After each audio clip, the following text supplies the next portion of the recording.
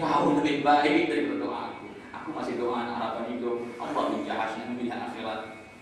Falaqad ra'aituhu akhiran nahar, kata Sa'ad bin Abi Waqqas, aku nampak dia di hujung hari, waqad qutil, dan dia telah terbunuh, wa muthilla bih, dan dia telah pun dipotong, dikerat hidung dan telinganya, wa inna anfuhu wa adhunuhu la mu'allaqan ala syajaratin bi khayt, dan aku tengok hidung dan telinganya tergantung di atas pokok diikat dengan benang.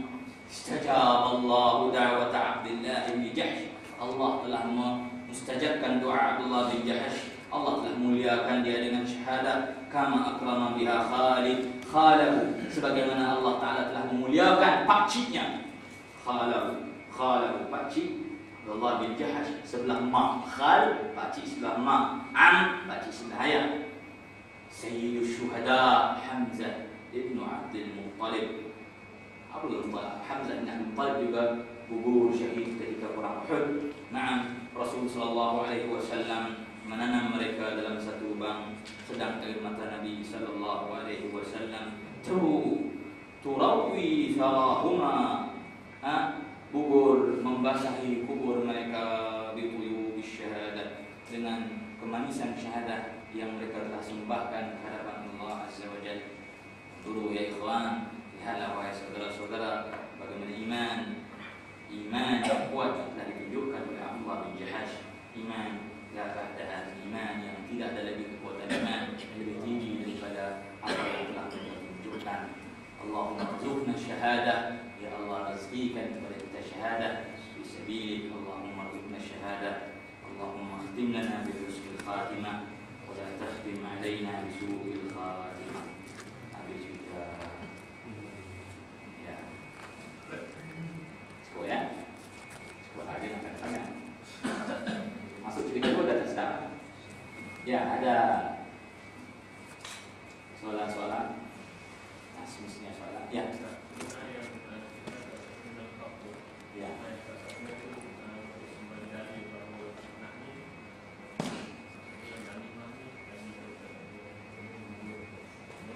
Al-fitnatu dalam Quran penggunaannya banyak. Dalam kisah ini, dalam ayat ini maknanya syirik. Innama amwalukum wa auladukum fitnah. Allah sebut sesungguhnya harta-harta kamu dan anak-anak kamu fitnah. Si fitnah sama maknanya ujian. Fitnah juga yang orang Melayu faham sebagai mengatakan sesuatu yang tidak dikata oleh si fulan, atau dalam muradifnya kata lain dipanggil buhtan. Hadis Nabi SAW bersabda, "Ara'aita ya Rasulullah, apa pendapatmu kalau aku berkata kepada saudaraku malam yakun, benda yang tak ada pada dia."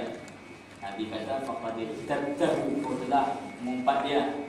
Dan kalau sekiranya kau katakan padanya benda yang tidak berlaku, faqad bahadtahu, kau telah mengadakan fitnah padanya, hutang. Jadi maknanya fitnah dalam Al-Quran ada banyak istimalat, banyak penggunaan mengikut konteks ayat. Kena syirik, boleh digunakan membunuh untuk orang syirik. Dalam kes ini untuk membenarkan perbuatan Abdullah bin Jahash. Dia telah berperang di bulan haram yang pada asasnya itu merupakan kesalahan besar.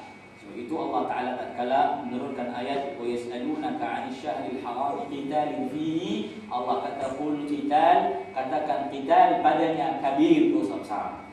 Yes, Allah menyatakan pada dasarnya memang berperang atau memulakan peperangan pada bulan haram dosa besar, bahkan itu merupakan halangan daripada Baitullah. Masa itu orang pergi haji.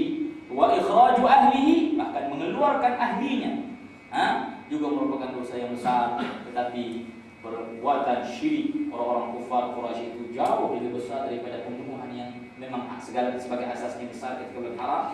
Syirik itu jauh lebih besar. Jadi ayat ini merupakan sesuatu yang merupakan tabsyir ataupun berita gembira kepada Abdullah bin Jahash dan juga Sa'ad bin Abi Waqqas dan juga sahabat-sahabat yang lain. Ya.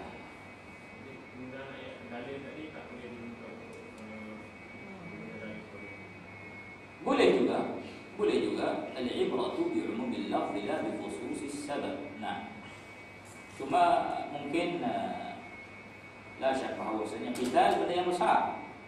Okey, Imam Al-Dhahabi menyebutkan dalam Al-Kabair selepas apa nama syirik, qatlun nafs dan juga membunuh di antara top 10 dosa la syak. Nah, dan kita tahu bahawasanya bagaimana kesan fitnah itu juga boleh membawa kepada perbunuhan. Nah, la syak ianya dzari'ah kepada dosa yang besar, dan Islam adanya satu pendekatan yang dipanggil sebagai saddu dzari'ah. Bagaimana fitnah itu boleh dibenarkan, dia akan membawa kepada benda besar. Sebab itu Allah Ta'ala berfirman, wa ta'awanu 'alal birri wat taqwa wa la ta'awanu 'alal ithmi wal 'udwan. Fitnah akan membawa kepada udwan, fitnah itu ithim dan membawa kepada udwan. Nah, dan memang kerja syaitan, innama yuridu syaitan yuqi'a bainakumul adawah. Kerja syaitan memang nak jadikan kamu sentiasa berada dalam keadaan permusuh-musuhan. Nah, siapa saja yang usahanya siang malam membawa kepada permusuhan, itu kerja syaitan, amalun ghairu salih, perbuatan yang bukan salih. Nah, Nabi SAW juga memperingatkan kita dengan benda lain yang ada beradik dengan fitnah juga. Contohnya namimah, tukang sampai cerita, juga membawa kepada benda yang besar, membawa kepada kita perbunuhan, membawa kepada persengketaan, al-adawah, permusuhan. Rasul SAW di qabrain. Nabi SAW lalu di dua kubur. Faqala innahuma mu'adzaban. Nabi kata dua penghuni kubur ini diazab. Wa ma yu'adzaban min kabir, dan keduanya bukanlah diazab dengan benda besar pada pandangan manusia, bal huma kabir, tapi sebenarnya pada hakikatnya besar benda itu. Amma ahaduhuma fa kana la yastatiru bil baul, yang ini tak membersihkan kencingnya tatkala dia kencing. Nah, ikut dan saja dia kencing, percik kena bajunya, la yastatir, tidak tanazzuh. Akhirnya kencing biasa, orang halal dia kencing, kecil nampaknya, tetapi membawa kepada besar. Apa yang besar? Tak sah salat besar. Wa amma al-akhar, yang kedua, fa kana yamshi bin namimah. Dia sentiasa berjalan dengan namimah. Namimah apa? Dia sampai-sampai. Orang ni cakap sampai pada orang tu. Kadang-kadang tak ada niat pun. Tadi aku jumpa dia kata kau sekian-sekian. Kadang-kadang tanpa niat, benda kecil. Sebab biasa orang cakap. Tapi rupa-rupanya benda kecil itu membawa kepada permusuhan dua orang, yang mungkin membawa kepada perbalahan, perangan, bahkan sampai membawa kepada al-qital. Jadi, wa ma yu'adzaban min kabir bal huma kabir. Nah, bahkan Nabi kata dia yang besar. Saddul dzari'ah. Wallahu a'lam bissawab.